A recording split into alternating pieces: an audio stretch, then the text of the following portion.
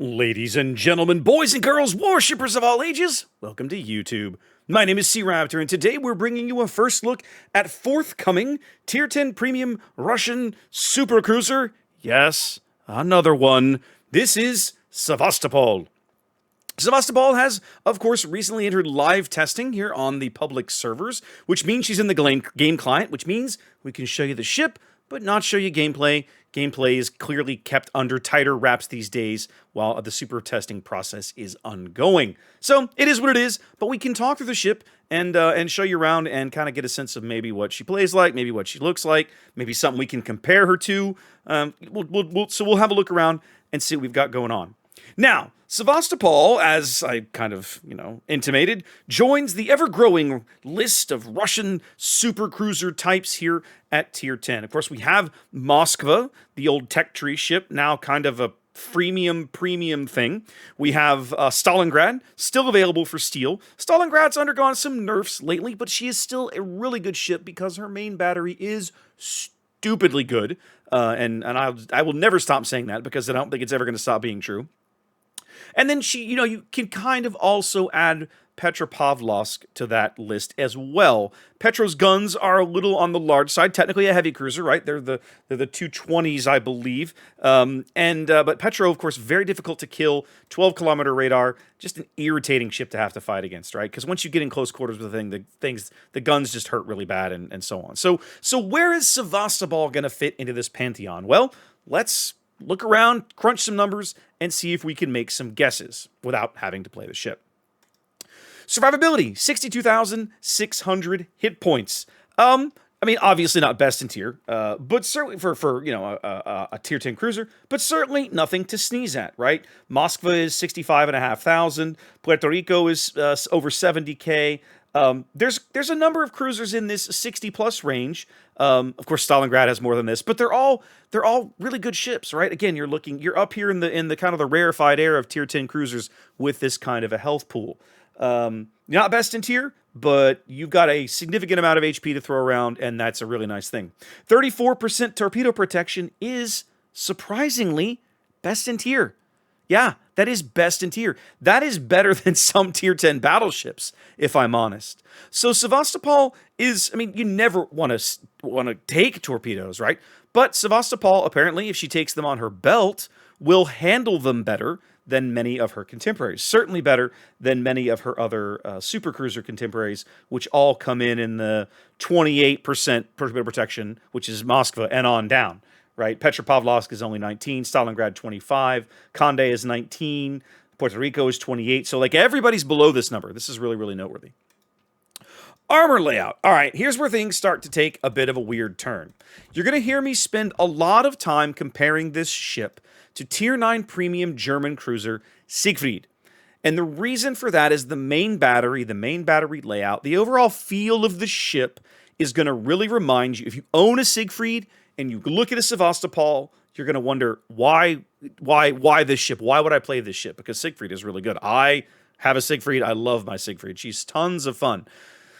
One of the things we're going to do now is we're going to compare the armor scheme to kind of some of her contemporaries, but we're going to spend a lot of time comparing it to Siegfried, because if you're looking at, these are German 15-inch guns. These are the German 300mm guns.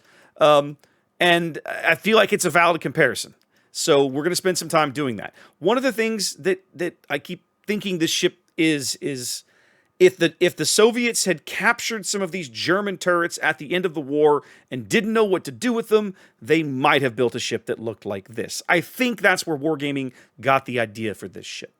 So let's have a look at the armor layout. For starters, extremities here, 25mm on the bow with this 25mm straight going all the way forward. You are not bow tanking a whole lot at tier 10, okay? So this is, typical Russian tier 10 cruiser. Again, I'm going to keep using Moskva, Stalin, and Petro, which are the three mainstays.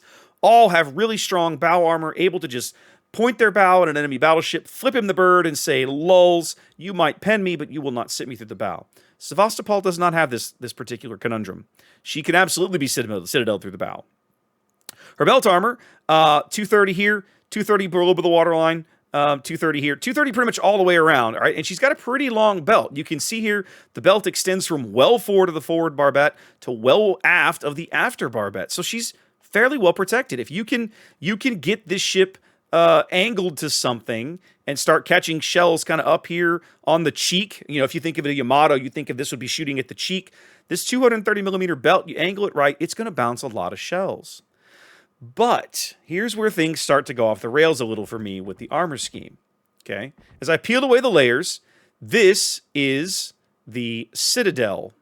Actually, no, I'm still looking at casemate. This is Sevastopol's Citadel. Now, I'm going to put the torpedo protection back on, and you can see that like Siegfried, and I'm going to use Siegfried as an example, she's got a bit of a torpedo bulge and a bit of a spaced armor scheme going on here, right? So she's got her 230 millimeter belt out here with a big air gap and then a 90 millimeter inner Citadel wall here. So that's nice. Like, she doesn't have a turtleback. Okay, I'll put the casemate on so you can see it for sure, right? When you put Siegfried's casemate on, the turtleback is clear. It's right there. It's a part of her casemate armor scheme. Sevastopol does not have a turtleback. This ship is not built to brawl the way Siegfried is, okay? However, she does have a particularly bizarre vulnerability in her citadels. Have you seen it yet? What is happening here? She has, look at this. This looks like a hammerhead citadel. Have you ever read the Honor Harrington books? This looks like the hammerhead profile of a Manicoran or a Peep warship like you would see in the Honor Harrington universe. It's the strangest thing. I've never seen a citadel in the game do this, right? The citadel through the middle of the ship is very well protected. It's got that air gap. It's very narrow. And then suddenly, when you get forward of the forward barbette and aft of the aft barbette, it flares out to the point where the citadel wall actually does touch the outer hull of the ship way back here by the steering gear and way up forward where you would hope shells in this vicinity would be over pins, right? If a battleship shoots you this far forward, most time you're going to shrug it off and laugh. Ah, it's an overpin. He's too far forward. Not on Sevastopol, kids. On Sevastopol, that battleship has a pretty good chance of actually citadeling your ass way up here in the forward part of the ship. Very strange vulnerability to have built into the ship. I don't know. It's just very odd to me. So yeah, that's kind of where we're at with the armor scheme. So again, the belt armor very well protected, but man, she's going to take some really odd citadels with that armor. I can see it coming, and I know that's what's going to happen. 30 mils on the deck, and the upper casemate also means that when she's in a brawl with a typical traditional heavy cruiser, let's say a Hindenburg or a Zhao, those guys' HE is going to be absolutely melting your face. You're going to be taking full pins right on the deck here. That's going to feel really bad. Okay, so Sevastopol has some very odd vulnerabilities in her armor scheme to go with all that 63,000 hit points. So just kind of keep that in mind. Maneuverability and concealment. 33.5 knots on the surface, 980 on the turning circle, 15.1 on the rudder shift. 33.5 knots is not worst in tier, it's not best in tier, it's fairly middle of the road. You're not getting anything exceptional in terms of speed here. 980 on the turning circle is well above average for a tier 10 cruiser, but again, we're in the super cruiser realm. Again, you should really be comparing her to Puerto Rico and Moskva and Stalingrad and these kinds of ships. And in that up there, again, you're pretty average, right? Petro is a 990 turning circle. Moskva's a 1050, Stalingrad's 1130, Puerto Rico is 910. So you're in that same kind of range, right? It's nothing to get excited about. Rudder shift is perhaps a little on the slow side of the other super cruisers that I'm kind of looking at in the tier here, and I'm including Conde in this list now. 15.1 is bad. Like, it's worst in tier in terms of rudder shift, comparing her to those contemporaries. So yeah, nothing to get excited about here. She's going to handle a little more battleshipy than you would want out of a super cruiser. 13.6 detection on the surface. This is one of her standard fancy camos. It's a very beautiful, solid camo, by the way. This beautiful blue. I love this camo for a permanent camo. Full stealth rig on the surface. Sevastopol gets down to an 11-kilometer detection. That is actually pretty noteworthy. For starters, that is like best in tier almost for a Russian tier 10 cruiser. Like, the only Russian tier 10 cruiser stealthier than this is Smolensk, which has 180 millimeter guns, not 380 millimeter guns. So, okay. 10.9 is like Salem detection. It's like Des Moines detection. You have way bigger guns than either of those ships. So Sevastopol is the strangest of animals that we've seen yet in World of Warships, a somewhat stealthy, high-tier Soviet supercruiser. Huh. Okay. Interesting. So, we talked earlier about the main battery. Let's finish up that conversation. Sevastopol's main battery is built around these 380mm 52 caliber guns. These are the exact same turrets and the exact same reload and turret traverse that you find on Siegfried down in the Tier 9 German premium shop. Or I think Siegfried is research points, or I think she's research points. Yeah, that sounds right. So again, you're getting the 26-second reload, 36-second turret traverse. Those numbers are the same. Gun caliber, barrel, all the same. Shell velocities, ballistics, essentially the same. Like, I haven't been able to find any differences yet. Here's where the differences start to come in. For starters, dispersion. Siegfried gets the battlecruiser dispersion curve. Siegfried's main battery dispersion at 20.6 kilometers, which is another kilometer and a half past what you see here for Sevastopol, is 45 meters smaller than this. So at a longer range, Siegfried with the same guns has a much better dispersion. Okay, I haven't looked at Sigma yet. I should have done that. Did I write that down? No. She's a cruiser, so she should still be getting cruiser Sigma. Let me verify that while I sit here just to make sure, because I don't want to lie to you. She should still be getting at least 2.0 Sigma, but that dispersion has me a little concerned because, again, you're not getting the battlecruiser dispersion that you really are going to wish you were. She has a 2.0, yeah, that's the 2.05 Sigma. So that's good. She's going to throw consistent patterns in her dispersion ellipse, but that dispersion ellipse is larger than Siegfried's guns if you're used to playing Siegfried.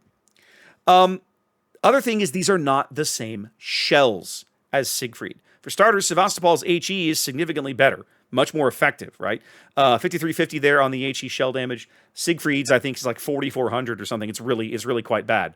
The armor piercing is a little worse than Siegfried. Her citadel damage on the IP shells is 11,600. Here, 11,300. Believe me when I tell you, the cruisers that you slap around with these shells will not notice the minute difference when you beat the bejesus out of them. Okay, so the main battery, on the face of it, looks okay. Looks pretty solid, but there are some differences that mean if you're used to playing a Siegfried, that this ship is going to she's going to behave a little differently. Not the least of which because of, as we talked about, that main battery range. 19.1 kilometers is pretty not amazing for a super cruiser in this tier. It's not unheard of, right? Moskva's was only 19.4, Petro is only 18.4, Puerto Rico's even shorter than that, right? Puerto Rico's is 18.8. So, like, it's not stellar, but it certainly isn't, this is not Stalingrad range, which is 10.4 or 20.4. So that's, Stalingrad, still so good.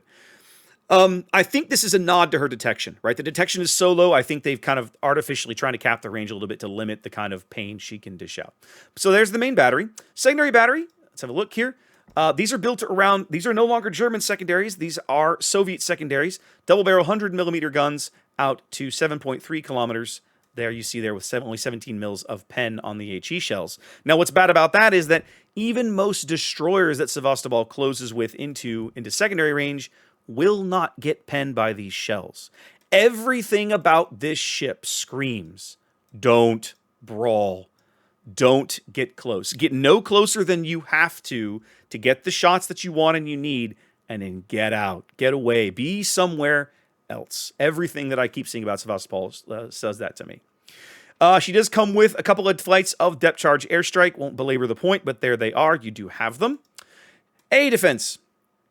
She's put up 6 flak puffs, which is, again, not best in tier, but fairly average for tier 10. Most ships in this tier put up anywhere from, 6 or 8 or so. So nothing exciting there. 1470 on those flak puffs out to 5.8 kilometers. The continuous damage, she's got 130 in the outer ring. Her middle ring made up exclusively of the 57mm AK-725 mounts. These are nice mounts here. She puts up quite a bit of DPS in that middle ring.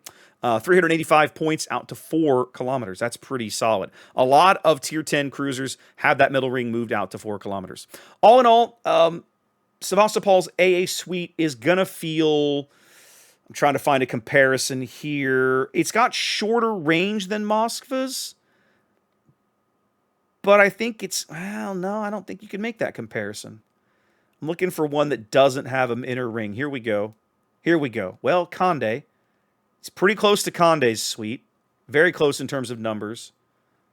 Yeah, it's definitely a weird one, right? Most of the other Tier 10 Soviet cruisers have got AA suites out to 6.6 or even better kilometers here at Tier 10. Sevastopol capped at 5.8. But yeah, I mean, you're going to shoot down some planes. You ain't going to stop anything. Just keep that in mind. Her AA suite's okay. And then last, let's have a quick look over consumables. Now, here's where something else I'm just kind of, what in the hell is happening? All right, we're going to do it in reverse. Actually, we'll do it left to right. For starters, Sevastopol gets the limited charge fast damage control team ability that the Russian battleship line, tech tree battleships, have largely been stuck with up to this point. I despise this. I hate seeing this on this ship. For a ship that's already going to be inordinately vulnerable to fire because of her armor scheme, we talked about that earlier, right? Her 30mm extremities means that anybody with HE shells, every heavy cruiser in the game with HE shells is going to be looking for this thing. She can't put out that many fires. She can no longer take fire prevention, right? This fire is already a problem for the Tier 10 supercruisers, and now we're going to compound that by giving her only 3 charges of fast damage control team. Not a fan. In the second slot, she gets a choice between defensive fire or standard Tier 10 5-kilometer hydro. Take your pick, whatever. You know me, I'll probably take defensive fire. The ship like this should not really have her hydro up, actively pursuing destroyers, in my opinion. Defensive fire is you're much more likely to come under aerial attack. So to me, DFA is the way to go. She does get the 20% engine boost on a 60-second cooldown and a 45-second duration.